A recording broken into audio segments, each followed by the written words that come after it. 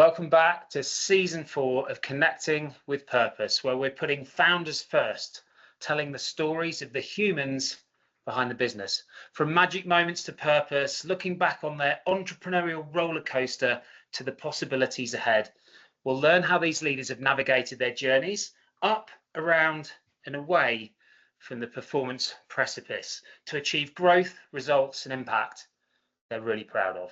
Welcome back to season 4 of Connecting with Purpose, continuing our theme of belief, identity, and ultimate performance with a bit of re-anchoring after the new year. Because if you're listening to this, we're like mid-January now, there's a good chance that some of this might resonate because you've likely set your goals, you've defined your priorities, and maybe even felt some energy going into that to kick off the new year. And of course, now we're kind of back into the reality, right? We're in the meetings. Things feel like maybe a little bit like they did before. A lot of the similar patterns maybe starting to suck us in, and the weeds are starting to become visible again. And so this is a really key time to just pause, reset, and then realign to avoid this drift before it becomes too bad. So in this episode, I want to just re-anchor ourselves in 2 fundamental core elements that I talked about a couple of weeks ago as part of our ultimate performance model, which is belief and identity. And the reason that these matter right now is that we're still in this possibility season, right? That's how we kick off the ultimate performance model with purpose and possibility. So we're in the possibility season. We're starting to really look forward and strive towards these things, but we're starting to also experience some of the reality that maybe is pulling us back. And so what we want to be doing is really aligning our good intentions in a way that enables us to lean into new behaviours, more aspirational behaviours, not just the default behaviours maybe that we felt before. And it's not so much that it's about discipline or hustle or motivation or even productivity. It's really about believing in where we're trying to go and having the identity to become that person to get there. Because when the pressure really hits and we're really starting to feel it, we tend to default back to who we believe we actually are. So if we're kicking off with belief, we talked about it again a couple of weeks ago, so slightly different take, but it's having that faith in where we're going, absolute clarity. And this is the beginning of the possibilities phase. Really understanding what impact it is that we want to make, what are the milestones that we're looking to achieve and that we're really committed to on the way.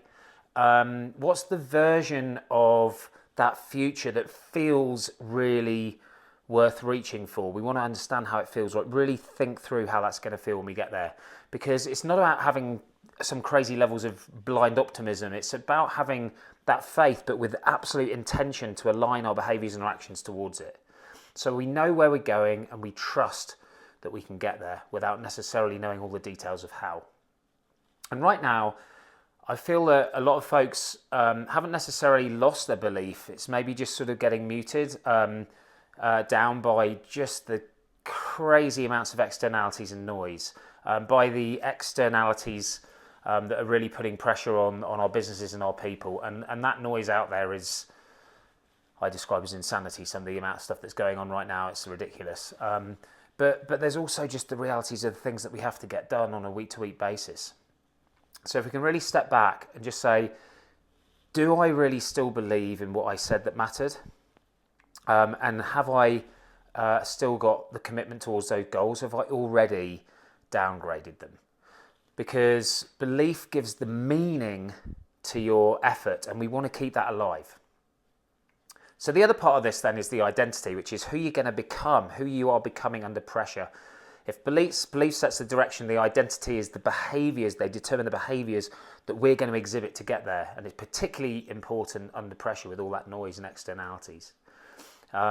This identity piece lives in the purpose piece of our model, because purpose is this intentional living at the intersection between our passions and our impact. It's the inside out definition of who you are at your best, how you bring that to life, and the impact that ultimately you will stand for when something's on the line.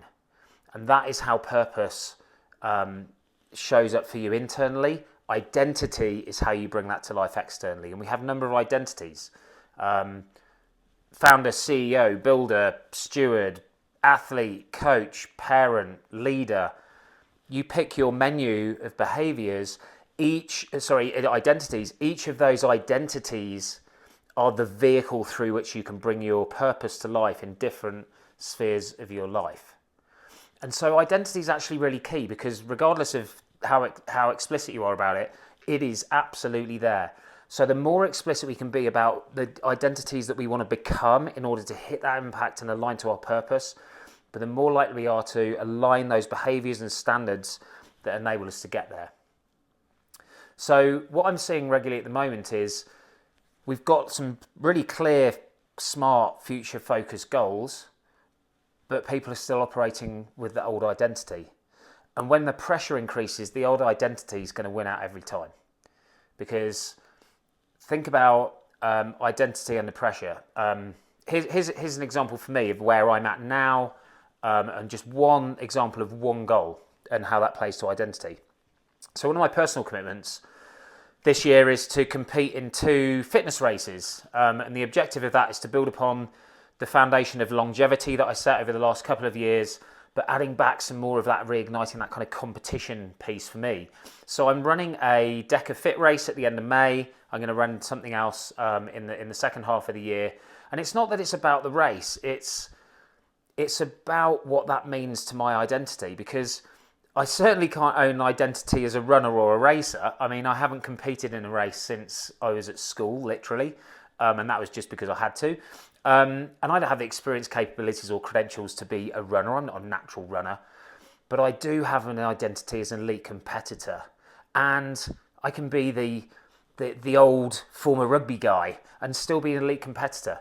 Because when training gets tough and the energy dips, the belief in the fact that I can complete one of those races may not be enough. It's the identity that's going to kick in.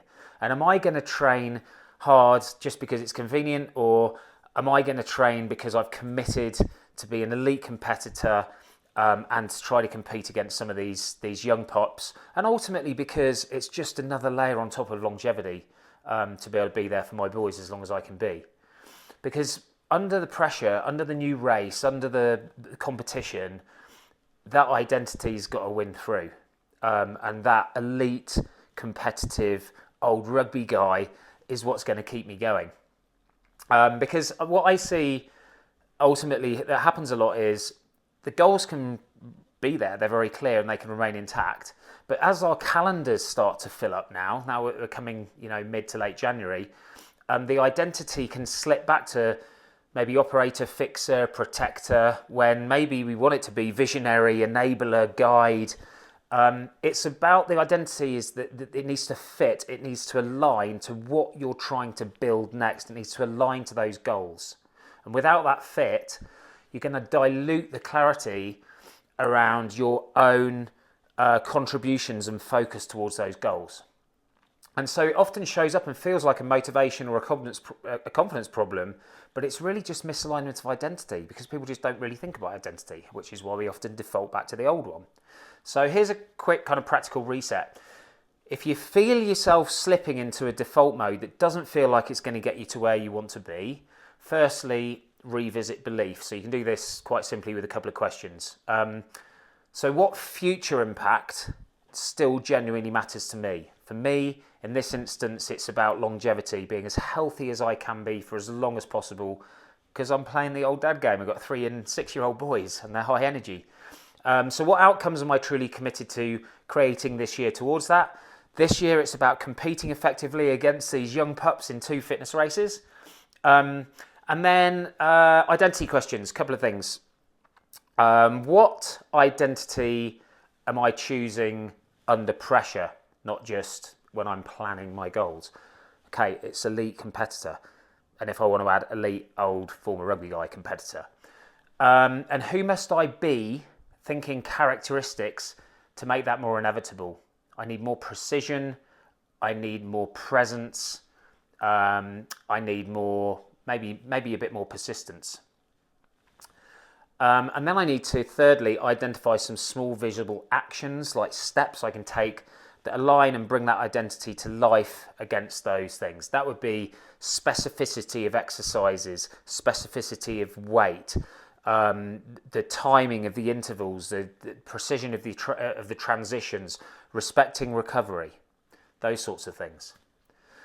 So to conclude, ultimate performance is where we can align this focus to the goals are important by aligning our identity in the middle. We believe in the goals, we align our identity in the middle. And it makes performance more sustainable because we feel in flow, we feel more aligned, we feel more like we're contributing in a way that makes a difference, and we're not getting frustrated and held back by doing things the way we did them before.